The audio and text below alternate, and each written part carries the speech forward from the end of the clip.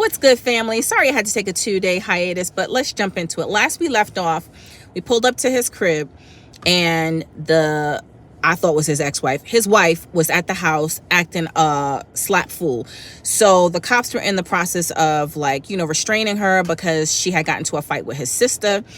And he jumped out and he was like, yo, what's going on? So she sees me and she's like, oh, there go that. Now I see her.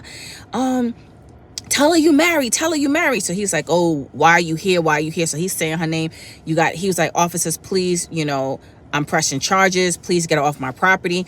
So in the midst of that, she's like, no, tell her you married. Tell her that. Tell your girl, your so-called little girlfriend.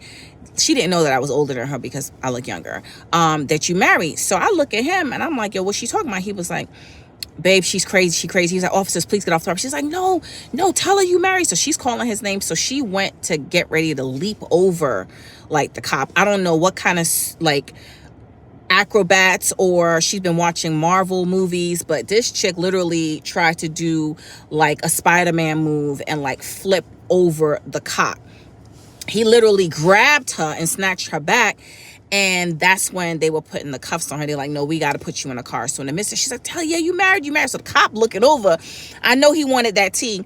So I blacked out and I swung on my then boyfriend. And I do not condone violence. You should not, as a woman, you should not be putting your hands on no man because there are consequences to your actions and vice versa for men. Please don't put your hands on women.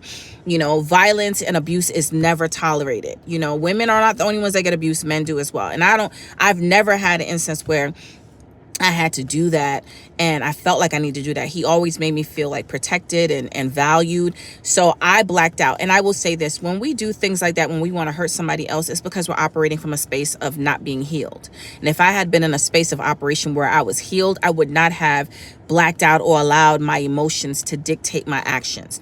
So as I came from being blacked out, don't even know how long that was, literally the cops were peeling me off of him.